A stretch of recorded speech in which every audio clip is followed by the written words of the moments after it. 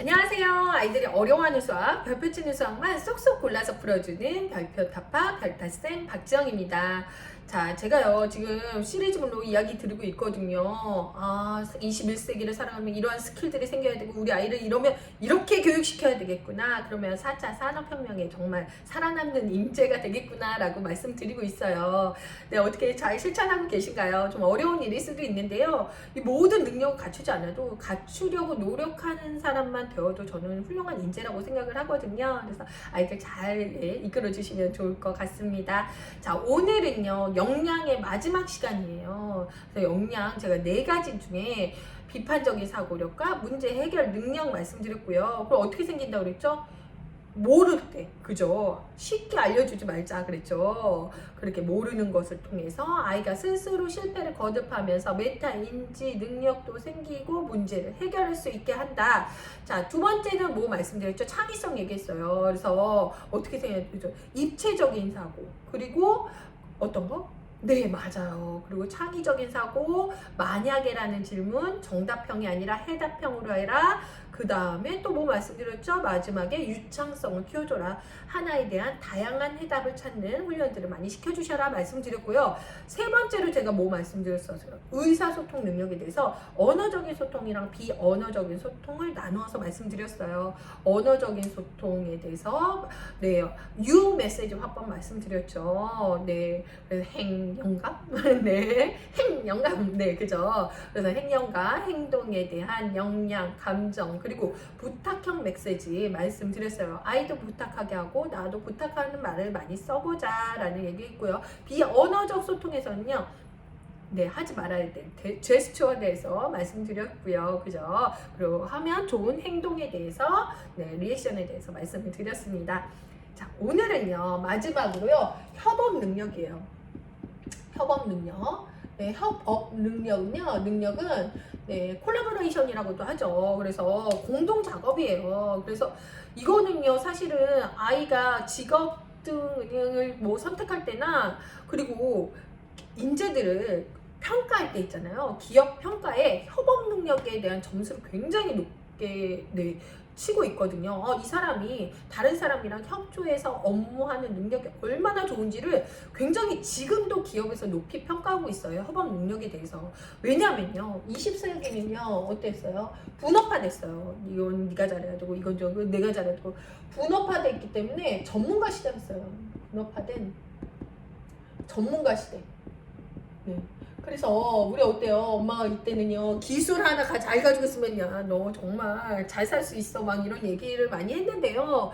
이제는요, 21세기는요, 어때요? 거대화 시대예요.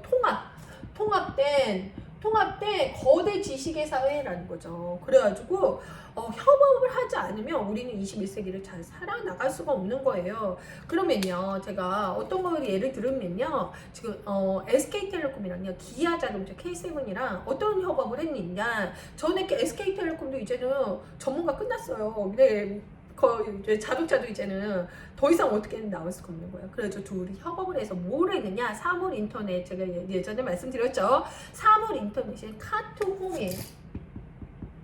카투홈. 그래가지고 집에서 차에서 저는 얘기하는 거예요. 운전하면서 자, 세탁기 틀어, 보일러 틀어, 네, 청소기 멈춰, 이런 거를 어디서 하나?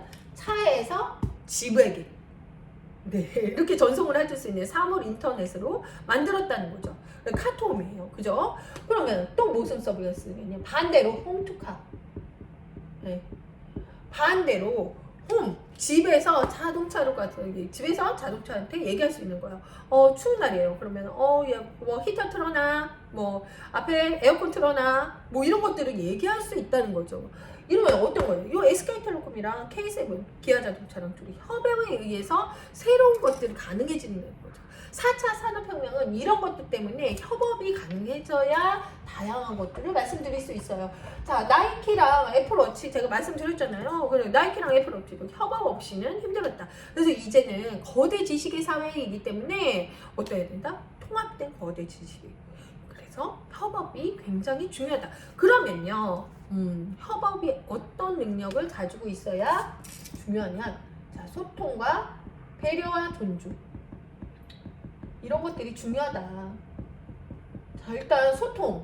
협업을 하려면요, 너의 의견과 나의 의견, 나의 업무와 너의 업무를 합쳐서 새로운 업무를 만들 수 있는 소통. 어떤 것들을 이야기할 수 있는 그런 베이스가 돼야 돼요. 그런 다음에 너의 의견도 존중하고 나의 의견도 존중하고, 그리고 서로의 업무에 대한 존중을 하려면 배려심이랑 존중감들이 있어야 된다는 거죠. 그래서 이런 소통, 배려, 존중 세 가지를 갖추고 있어야 협업을 잘 할 수 있다는 거예요. 그러면 소통, 배려, 존중을 위하여 협업 능력을 키우기 위하여 우리 아이를 어떻게 키울까는 거예요. 저는 가장 중요한 거는 신뢰라고 생각해요.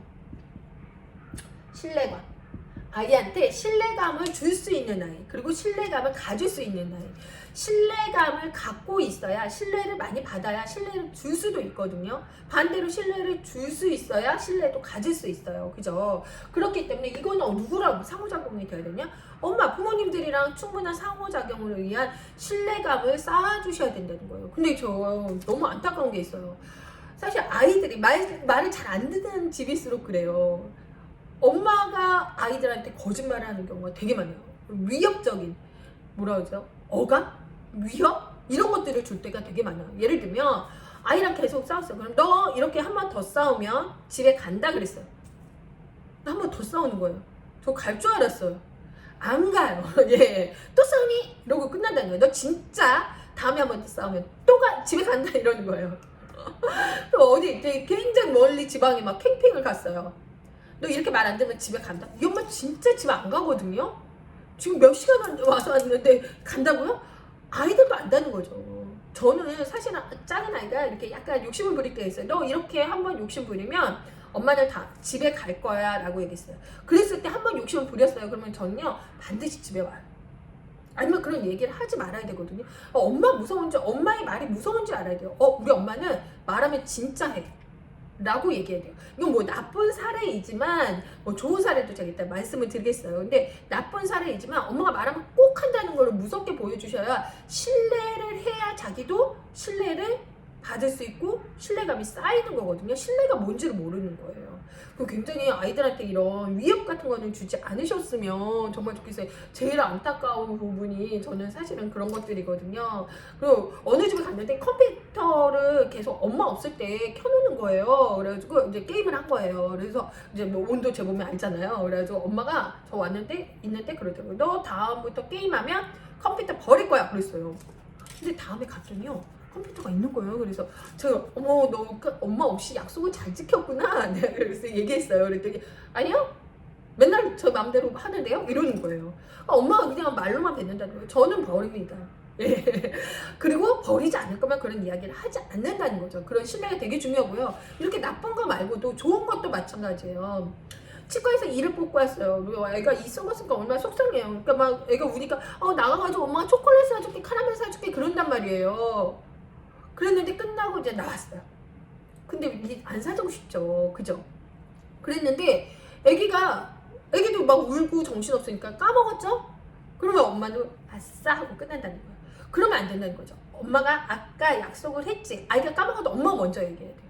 아이가 약속을 했지. 엄마가 아까 약속했잖아. 그래서 엄마가 지금 사탕 사주려고 그래. 근데 이 잘 닦고 엄마가 너 이렇게 치과 치료하는 거 보니까 엄마가 너무 가슴이 아팠어. 우리 이 잘 닦고 하자. 이렇게 얘기하셔야 돼요. 아싸 하시면 안 된다는 거죠. 네, 그래서 아이랑 한 약속을 아이들은 다 생각하고 있어요. 우리 엄마가 약속을 잘 지키는지 안 지키는지요. 그래서 이럴 때 세뇌를 또 시키셔야 돼요. 엄마 약속 진짜 잘 지키지. 엄마는 너랑 한 약속은 꼭 지켜. 이런 이야기들을 조금 많이 해주셔야 된다는 거예요. 그래야지 아이의 신뢰감이 쌓인다는 거예요. 네, 그 다음 배려 이런 식들은 어떻게 생기느냐. 엄마가 아이한테 해주면 가장 좋은 얘기 중에 아이가 뭐라 그랬냐면요, 엄마가 도와줄게. 이게 1등이거든요. 엄마가 너가 힘들 땐 도와줄게. 네. 그래서 이 뭐 엄마랑 관계만 제가 지금 일단 말씀을 드리는 거니까, 아이가 힘들어하거나 뭐 할 때는 굉장히 든든한 지원군이 되어주셨으면 좋겠어요. 물론 뭐든 이렇게 막 다 해주면 되는 건 아니지만, 엄마가 너가 힘들 땐 도와줄게. 너 마음껏 해봐. 실패도 해봐. 엄마가 도와줄게 이런 이야기를 많이 해주셨으면 좋겠어요. 도와줄게, 너를 믿을게, 엄마 믿지? 이런 이야기들을 많이 한다면 이 아이는 소통, 배려, 존중감이 굉장히 높아져서 협업 능력이 굉장히 뛰어난 아이로 자라지 않을까 싶습니다. 네, 조금 어려운 얘기지만요. 이 신뢰감은 내가 말을 뱉을 때 되게 조심해야 되는 것 같아요. 그죠? 내가 지키지 못할 건 하면 안 돼요. 그죠? 아이들한테 네, 윽박 이런 거는 지르면 안 된다. 윽박 이런 거, 위협 이런 건 통하지 않는다. 이런 생각 좀 한번 해주시고요. 내가 널 도와줄게. 엄마가 너를 믿어. 이런 이야기들을 많이 해주시면 좋을 것 같습니다. 네, 어떻게 이제 여태까지 4가지 능력에 대해서 말씀드렸어요. 저도 사실은 아이를 키우면서 좀 실수하고 잘못한 경우 많이 있는데요. 제가 하면서 좋았던 거, 책에서 읽었던 거 이런 거 서머리해서 자세하게 말씀드렸거든요. 우리 같이 한번 노력해 보는 걸로 하겠습니다. 별표 타파!